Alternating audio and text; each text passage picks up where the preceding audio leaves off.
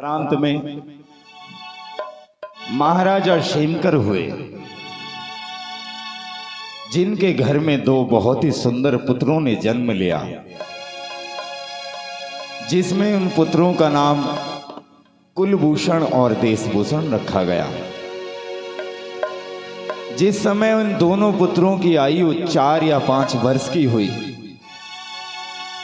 तब महाराज ने उन दोनों को गुरुकुल भेज दिया शिक्षा और शास्त्र की विद्या ग्रहण करने के लिए।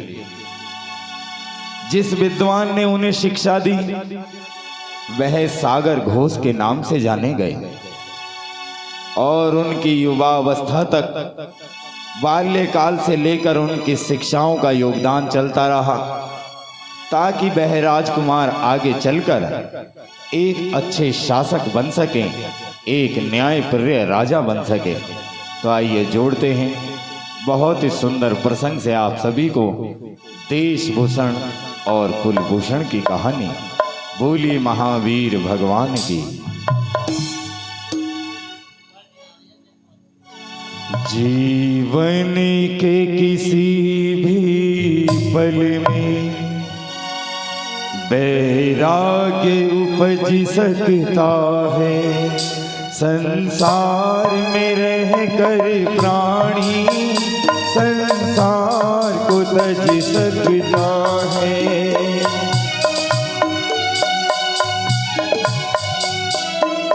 जीवन के किसी भी पल में वैराग्य उपज सकता है। संसार में रहकर प्राणी संसार को तज सकता है।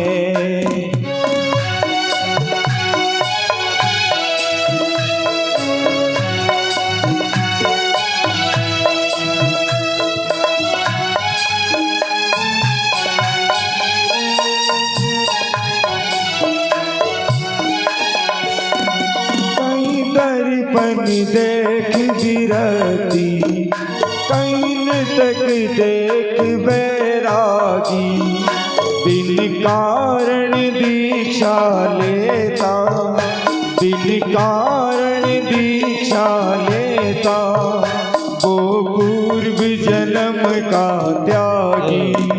सद्गुण साधु ही अपने सद्गुण से सद सकता है।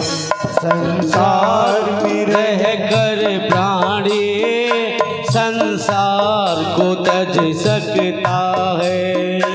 जीवन के किसी भी पल में वैराग्य उपज सकता है। संसार में रहकर प्राणी संसार को तज सकता है। सावधान, होशियार। महाराजा क्षेमकर अपनी महारानी के साथ धर्म सभा में पधार रहे हैं।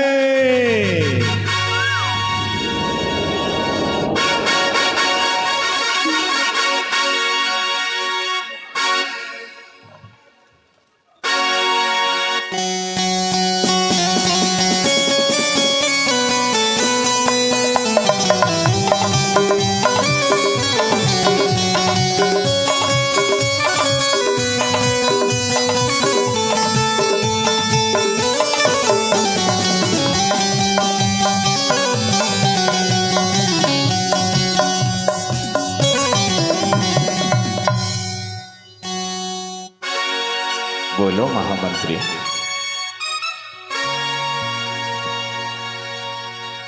क्या सूचना लाए हो?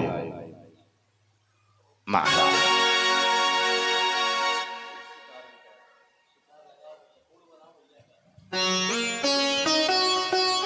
अभी अभी गुरुकुल से यह सूचना आई है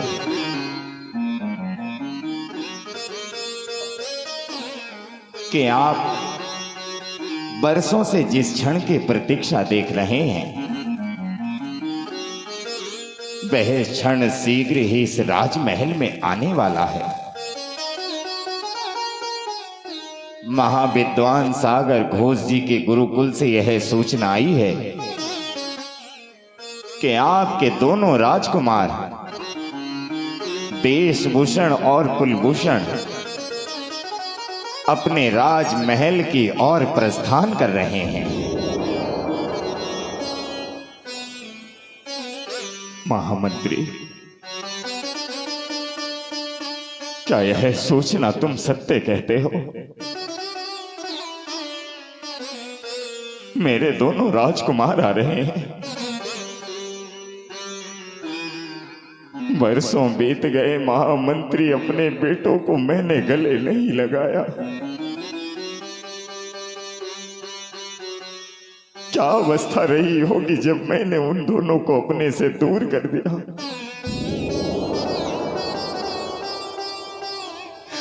सुना है कि दोनों युवा हो गए। देखने में उनका रूप सिंह के समान प्रतीत होता है।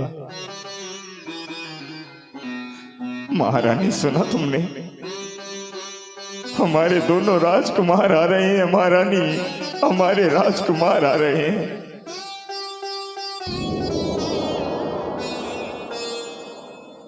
बरसों बीत गए अपने दोनों पुत्रों को देखे हुए। उन दोनों के आते ही जी भर कर उन दोनों को गले लगाऊंगी, क्योंकि एक मां की ममता की पीड़ा आप क्या जाने राजा जी। बरसों से मेरे पुत्रों को मुझसे अलग रखा गया। कौन चाहता है महारानी? लेकिन इस राज दरबार की यही एक रीत है कि प्रजाजनों को अच्छा राजा देने के लिए उन्हें शिक्षा की आवश्यकता है। याद है हमें आज भी, जब हम उन दोनों को गुरुकुल भेज रहे थे, महारानी वो कोई और नहीं तुम ही थी जो अपने हृदय से लगाकर उन्हें छोड़ नहीं रही थी। तुम ही थी वो जो दोनों बालक तुमसे लिपट कर खूब रो रहे थे। लेकिन जो रीत है, जो संस्कार है, वह पूर्ण करने ही होते हैं। जो बीत गया उसे दोहराने से कोई लाभ नहीं। हमारे दोनों पुत्र के आने के पश्चात क्या करने वाली हो? सबसे पहले जी भर कर देखूंगी मैं उन्हें, जी भर कर उनसे बातें करूंगी, और फिर कोई सुंदर सी राजकुमारियां देखकर मैं उन दोनों का विवाह करा दूंगी। इस परिवार में बड़ा दुख देखा है। इस परिवार ने बहुत वियोग सहा है, लेकिन इस परिवार में अब केवल और केवल मधुरता होगी, केवल और केवल अपनों से निकटता रहेगी। तुमने ही नहीं, मैंने भी कुछ सोचा है। उन दोनों के आते ही ये राज मुकुट मैं अपने पुत्रों को सौंप दूंगा। मेरे बेटे इस राज्य के राजा बनेंगे, उनका विवाह होगा। मेरे दोनों बेटे इस राजमहल में खुशियां दोबारा समेट कर ले आएंगे महारानी। महामंत्री, बरसों बाद लौटकर मेरे पुत्र आ रहे हैं। इस नगरी को दुल्हन की तरह सजा दिया जाए, तोरण द्वार और बंदरवारों को बना दिया जाए। नगर के मुख्य चौराहों पर सुगंधित इत्र की व्यवस्था की जाएगी और सवा माह तक इस प्रजाजनों में केवल और केवल खाद्य सामग्री और मिष्ठान भंडार खोले जाएंगे। महामंत्री, इस राज्य को यह ज्ञात होना चाहिए कि हमारे देश भूषण और कुलभूषण आ रहे हैं। महारानी, इस राजमहल को हम स्वयं अपने हाथों से सजाएंगे, स्वयं अपने हाथों से श्रृंगार करेंगे। आओ महारानी, हमारे पुत्र आ रहे हैं, हमारे पुत्र आ रहे हैं।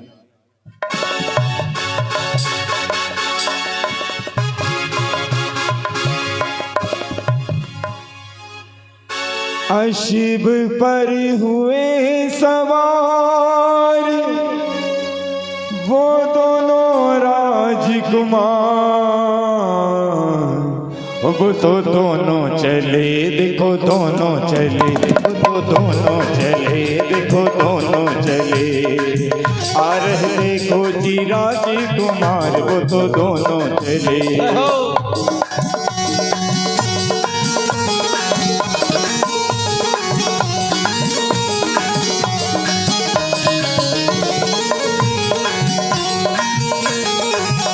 वो तो दोनों चले, देखो दोनों चले, वो तो दोनों चले, देखो दोनों चले। आ रहे देखो जी राजकुमार, वो तो दोनों चले, देखो दोनों चले, देखो दोनों चले। आ रहे राजकुमार, देखो दोनों चले, देखो दोनों चले।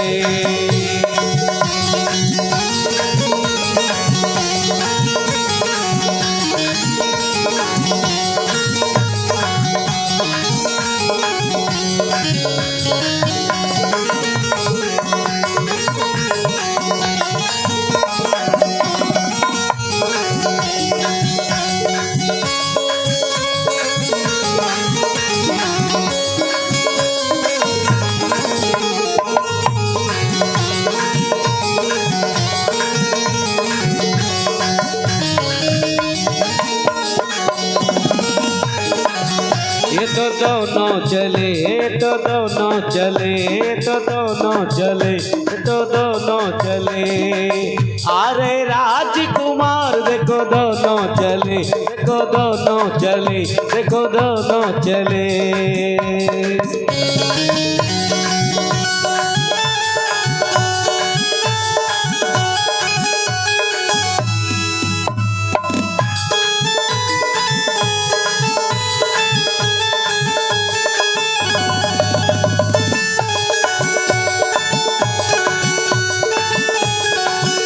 तो दोनों चले, तो दोनों चले, तो दोनों चले। आ रहे राजकुमार, ये तो दोनों चले, ये तो दोनों चले।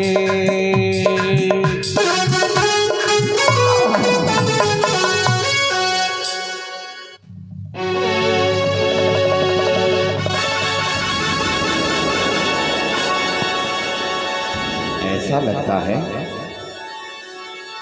कि पिताश्री को हमारे आने की सूचना मिल चुकी है। देखो इन बंदर बारों को, देखो तो इन तोरण द्वारों को। ऐसा प्रतीत होता है कि पिताश्री ने हमारे स्वागत अभिनंदन में पूरी तैयारियां कर रखी हैं। बड़े भैया, तैयारियां तो पिताश्री ने बहुत की हैं, लेकिन मुझे पिताश्री की वह तैयारी सबसे अच्छी लगी है जिसे मैंने अपने मन की आंखों से देखा है। छोटे, क्या देखा तूने ऐसा? भैया, आपने आज तक चंद्रमा को केवल प्रकाशवान करते हुए आकाश को ही देखा है। कैसा प्रतीत हो अगर वह चंद्रमा पिताश्री के राजमहल पर ही उतर आया हो? कहीं तो वह तो नहीं कहना चाहते जो बात मैंने अपने हृदय में छिपा कर रखी है? कहीं राजमहल के ऊपर खड़ी हुई बड़े भैया,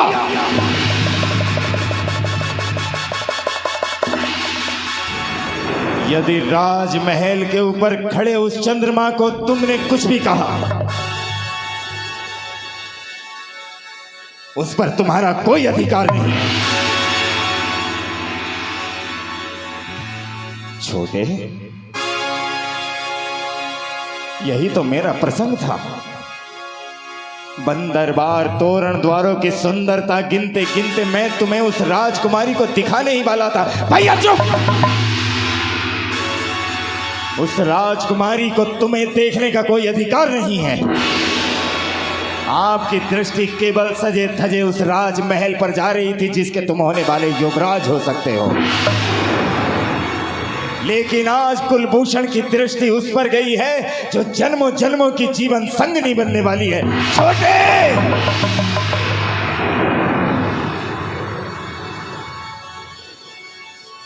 छोटा है लेकिन तू बड़ा ठीक है।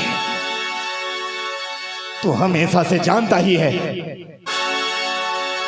कि पिता श्री ने सबसे पहला अधिकार अपने बड़े पुत्र को दिया है। जिस प्रकार इस राज्य पर पहला अधिकार मेरा है, उस प्रकार उस राजकुमारी से विवाह करने का प्रस्ताव भी पहला मेरा ही होगा। बड़े भैया, आज तक आपने किया ही क्या है? बचपन से लेकर आज तक आप मुझसे बड़ा होने का अधिकार ही तो छीन रहे हैं। आपको ये राज मुकुट दिया जाएगा क्योंकि आप मुझसे बड़े हैं। आपको शिक्षा में गुरुवर ने सबसे पहले उठाया क्योंकि आप सबसे बड़े हैं। आपके शिक्षा के संस्कार मुझसे पहले कर दिए गए क्योंकि आप मुझसे आयु में बड़े हैं। राजनीति हो, रणनीति हो, न्याय नीति हो, आपको सर्वोपरि समझा गया है। लेकिन आज यह राजकुमारी जो पिताश्री केवल और केवल मेरे लिए लेकर आए हैं, उस राजकुमारी पर आपका अधिकार मैं कभी होने नहीं दूंगा। जन्म से लेकर आज तक मुझसे सब कुछ छीनता ही आया है, लेकिन इस राजकुमारी के लिए अगर मुझे आपकी हत्या भी करनी पड़ी तो मैं चूकूंगा नहीं।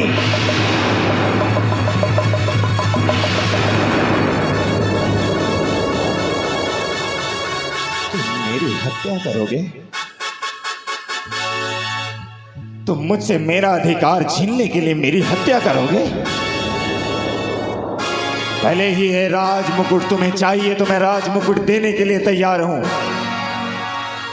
लेकिन वह सुंदर खूबसूरत भला तुम्हारी नहीं मेरी होगी।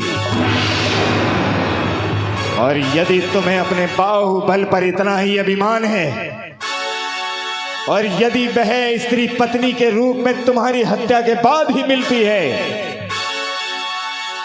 तो अब बातें ना बनाओ कुलभूषण। उठाओ अपने शस्त्र और उस राजकुमारी को मुझसे जीत कर दिखाओ।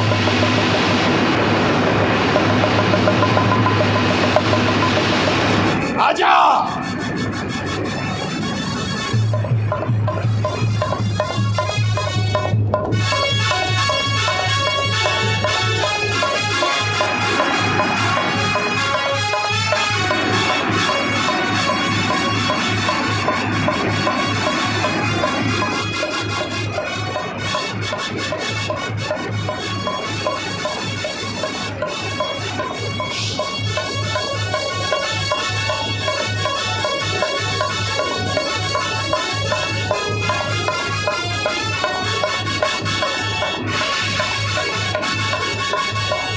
हत्या कर देंगे, मार देंगे हम तुम्हें।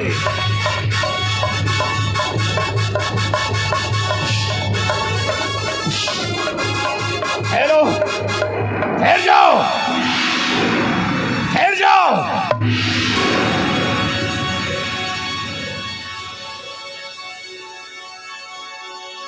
इतने बरसों के बाद लौट कर आए हो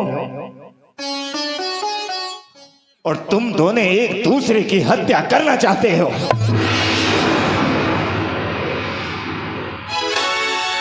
क्या हुआ है ऐसा? क्या तुम्हारा यह रूप तुम्हारी मां और पिताजी सहन कर पाएंगे? तुम बड़े हो, तुम बताओ मुझे,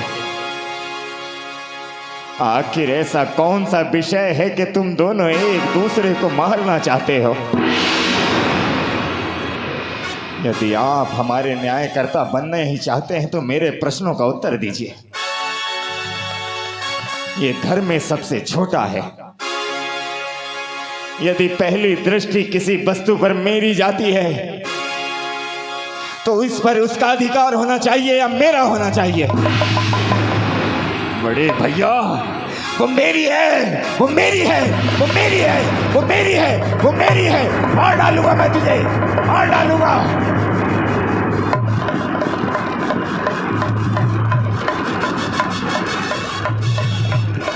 ठहर जाओ, ठहर जाओ।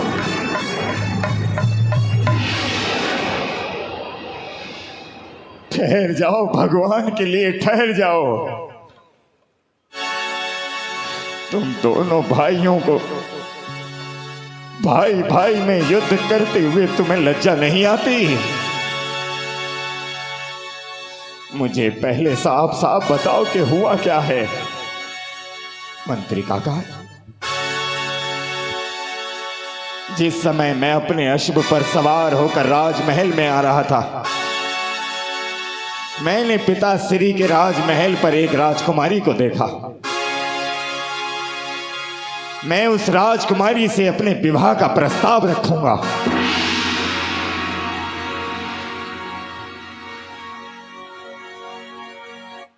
और छोटे, देखिए ना मंत्री काका, हर बार मेरे हिस्से में यह दुख ही तो आया है। उस राजकुमारी को सबसे पहले मैंने देखा था। अगर उससे किसी का विवाह होगा तो वो मुझसे होगा, नहीं तो मैं किसी को जीवित नहीं छोड़ूंगा।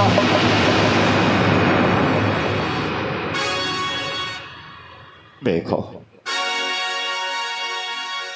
कभी कभी आंखों का देखा धोखा हो सकता है। कभी कभी आंखों से सच्चाई दिखाई नहीं देती है। जिस राजकुमारी की बात तुम दोनों कर रहे हो वो कोई और नहीं, तुम दोनों की छोटी बहन है।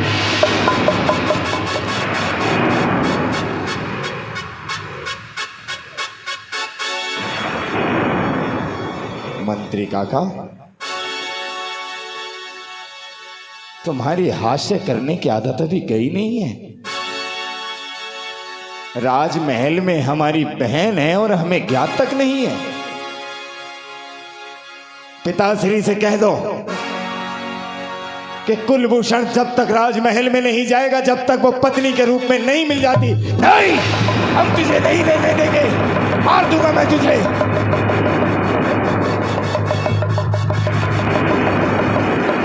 मार देंगे।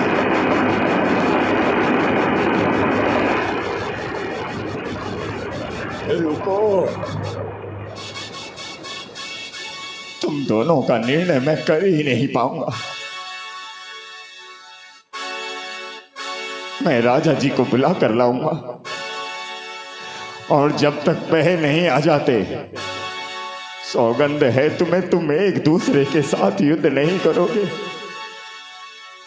इस राज्य पर संकट के बादल आए हैं, संकट के बादल आए हैं इस राज्य पर।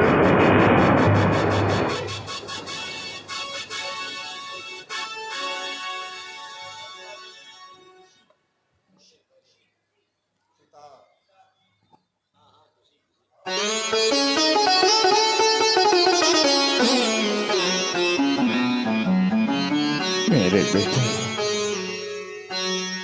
कुलभूषण, मेरा पुत्र देशभूषण, तुम दोनों ने अपने अश्व यहां क्यों रोक दिए? चलो राजमहल की ओर चलो। पिताश्री, आप जब तक हमारे प्रश्नों के उत्तर नहीं दे दोगे, तब तक हम राजमहल में नहीं जाएंगे। आप केवल इतना बता दीजिए कि राजमहल के ऊपर खड़ी हुई वह राजकुमारी हम दोनों में से किसकी पत्नी बनेगी।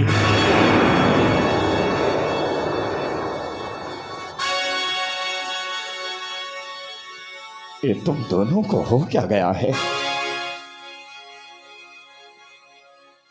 कौन सी राजकुमारी की बात कर रहे हो?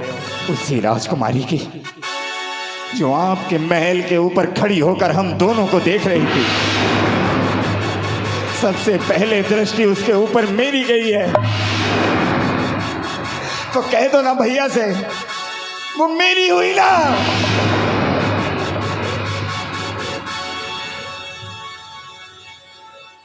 ये दोष मेरा है, तुम दोनों का इसमें कोई दोष नहीं।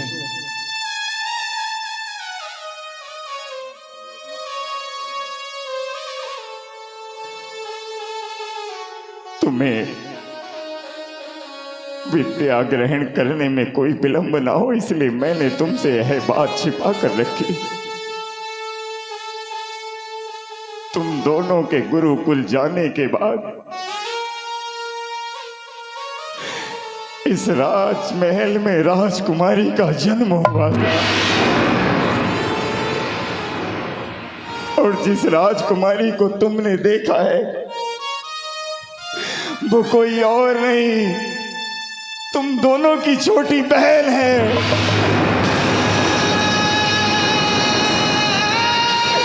नहीं नहीं नहीं,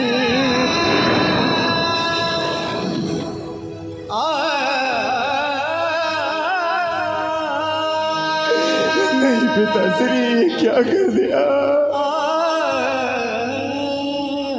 कह दो ना, कह दो ना पिताश्री, ये सब झूठ है।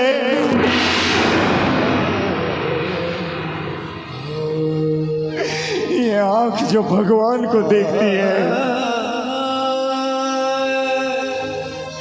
ये आंख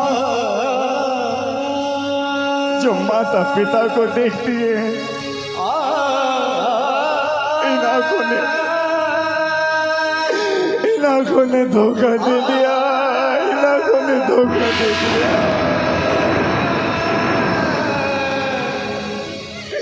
हमारी बहन, और हमने उस पर कुदृष्टि डाल दी पिताश्री, कुदृष्टि डाल दी हमने।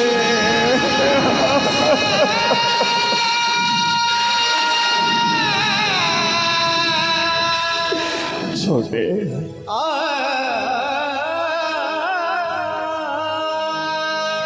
छोटे, ये क्या हो गया भैया? ये क्या हो गया भैया? ये क्या हो गया भैया? अपनी बहन पर कुदृष्टि डाल दी भैया, अपनी बहन पर कुदृष्टि डाल दी। बेटो,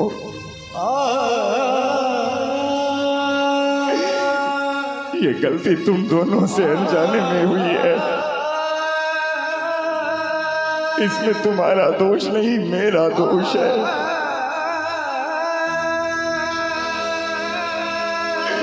18 वर्षों से तुम दोनों की प्रतीक्षा देख रही है बहन। चलो ना,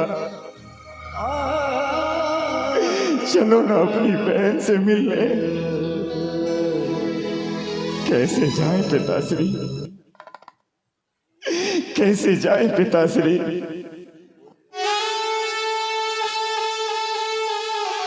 वो बहन जो हमारी प्रतीक्षा देख रही थी,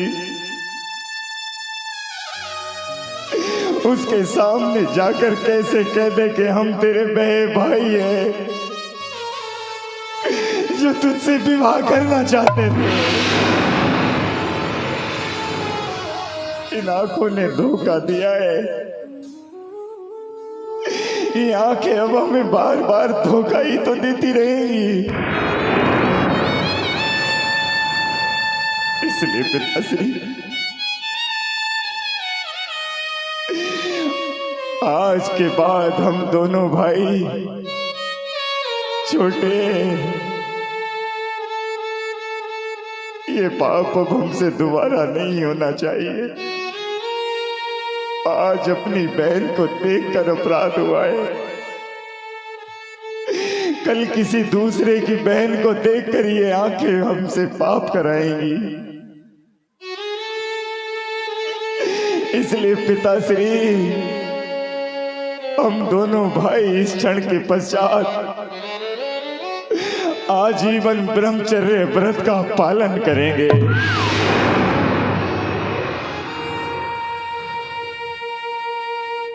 और हम दोनों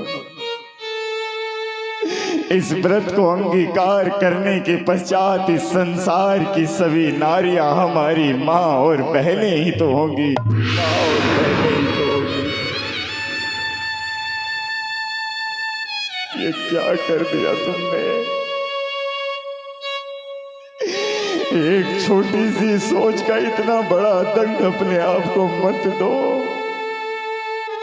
महामंत्री, राजकुमारी को शीघ्र यहाँ ले आओ, ले आओ, ले आओ मेरे बेटो। ये क्या कर दिया तुमने? क्या कर दिया? पिताश्री, यही मेरे वो दोनों भाई हैं। भैया, तुम दोनों मुझसे बात क्यों नहीं करते? तुम दोनों ने मुझसे आंखें क्यों मोड़ ली? बरसों से प्रतीक्षा करती थी तुम्हारी। देखो ना भैया, तुम्हारी बहन तुमसे मिलने आई है। कैसे देखे तुम्हें, किन आंखों से देखे तुम्हें? बहना,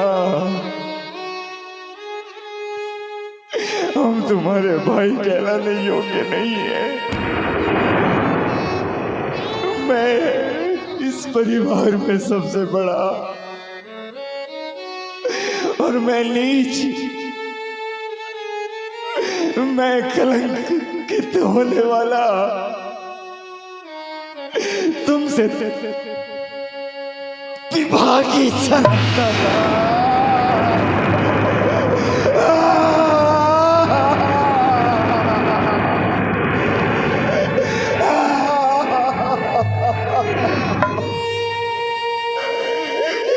हमें माफ कर देना बहना, हमें माफ कर देना बहना। चले जाएंगे हम पिताजी, चले जाएंगे हम यहाँ से, दोनों भाई चले जाएंगे। कहाँ जाओगे मेरे बेटो? कहाँ जाओगे मेरे बेटो? कहाँ जाओगे? उसी मार्ग पर जाएंगे पिताश्री, जिस मार्ग पर जाकर हम दोनों भाइयों को जन्म मरण से मुक्ति मिले। हम दोनों वही मार्ग चुनेंगे जो तीर्थंकर आदिनाथ भगवान ने चुना था। दिगंबर दीक्षा धारण कर इस आत्मा को इतना तपा लेंगे ताकि किसी भी जन्म में हमसे कोई पाप ना हो पिताश्री, हमसे कोई पाप ना हो, हमसे कोई पाप ना हो पिताश्री।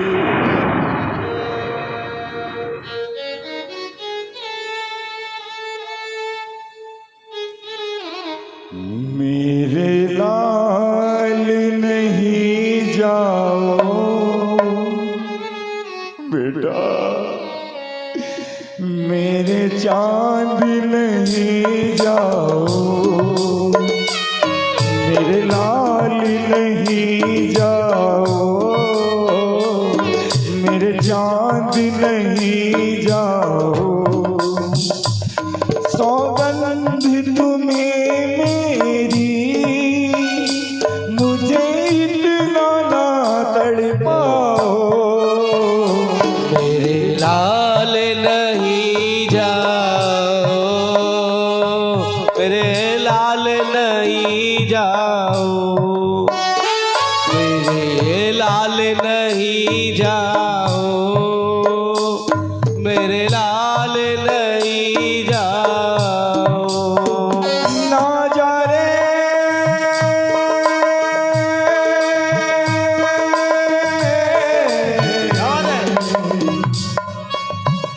ना जा रे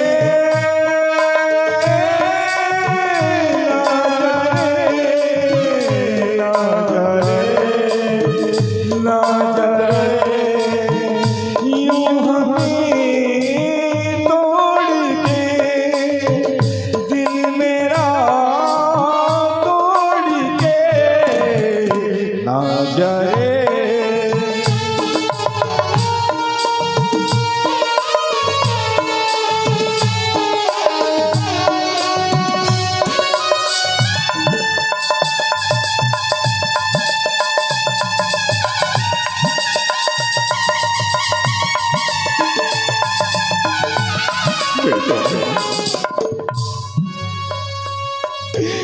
इस बुढ़ापे में मैं तुम्हें कैसे देखूंगा? अगर पंज जाना ही है तो मैं चला जाता हूँ, क्योंकि अपराध मेरा था बड़ा। तुम दोनों को तो यहाँ राज्य करना है। अपनी माँ को देखो, अपनी बहन को देखो, हमें छोड़कर मत जाओ, मत जाओ, मत जाओ। पिताश्री, आज मार्ग मिला है, इसलिए अब हमें रोको मत, हमें जाने दो। बेटे, बेटा, जीवन संसार यह सभी का खेल, होनी होकर ही रहे, झेल सके तो झेल। बेटी, रोक ले, रोक ले।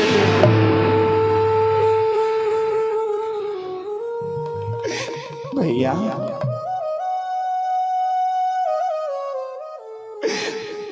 हर वर्ष आपके लिए राखियां रखी मैंने।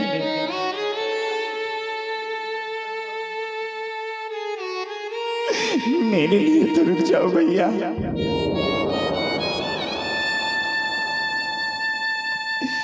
भैया मेरे राखी के बंधन को निभाना, भैया मेरे हो,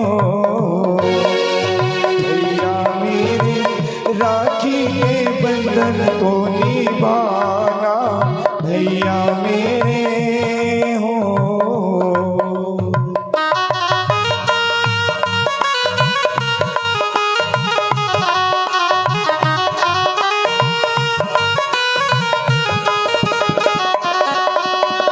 जब मैं दुल्हनिया बन कर जाऊं, डोली को कांधा लगा देना। जब तेरी बहना रोना चाहे, कांधे पे अपने रुला लेना। भैया मेरे राखी के बंधन को निभाना, भैया मेरे हो।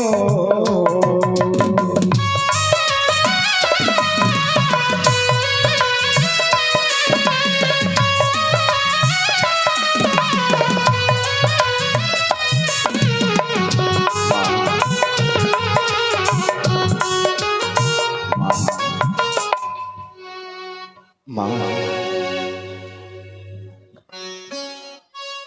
माँ,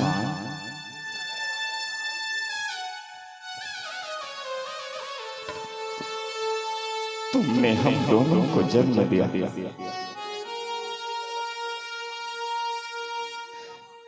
आज हम तुमसे अंतिम विदा ले रहे हैं।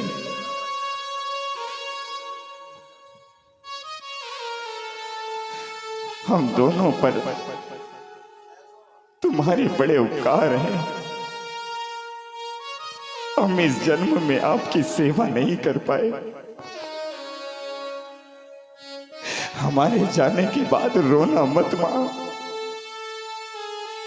किसी और जन्म में तेरा कर्ज उतार देंगे, तेरा कर्ज उतार देंगे मां, तेरा कर्ज उतार देंगे।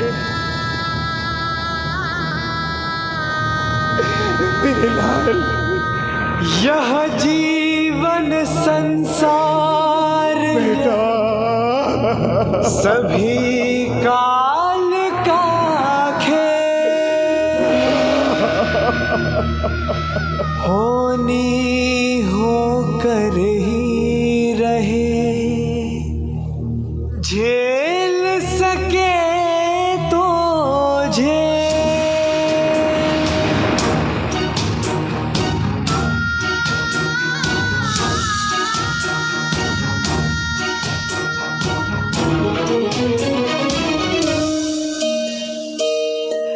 जगत में समय महाबलवान, जगत में समय महाबलवान, सुख दुख दोनों जीवन साथी, विधि का यही विधान। जगत में समय महाबलवान, जगत में समय महाबलवान।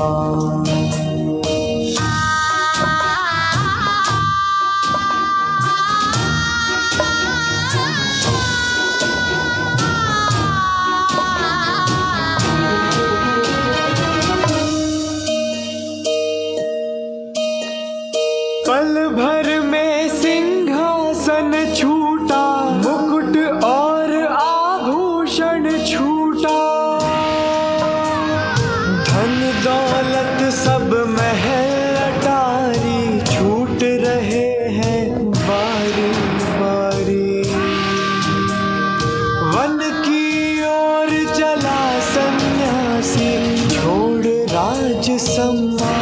जगत में समय महाबलवान, जगत में समय महाबलवान।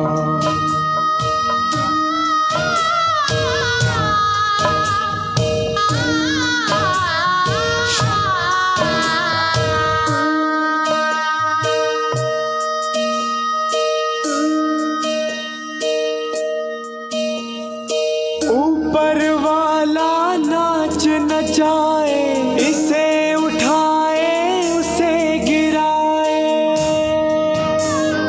डूब रही है कोई पीढ़ी, कोई चढ़ती सीढ़ी सीढ़ी। परिवर्तन का पहिया घूमे, राजा रंग समा। जगत में समय महाबलवान, जगत में समय महल अटारी, छूट रहे हैं बारी बारी। वन की ओर चला सन्यासी, छोड़ राज सम्मान। जगत में समय महाबलवान, जगत में समय महाबलवान।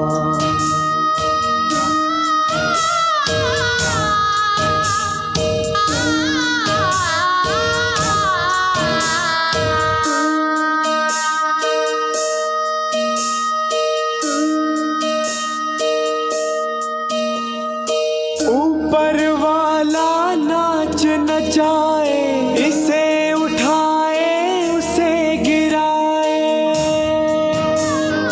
डूब रही है कोई पीढ़ी, कोई चढ़ती सीढ़ी सीढ़ी। परिवर्तन का पहिया घूमे, राजा रंग समा। जगत में समय महाबलवान, जगत में समय महाबलवान।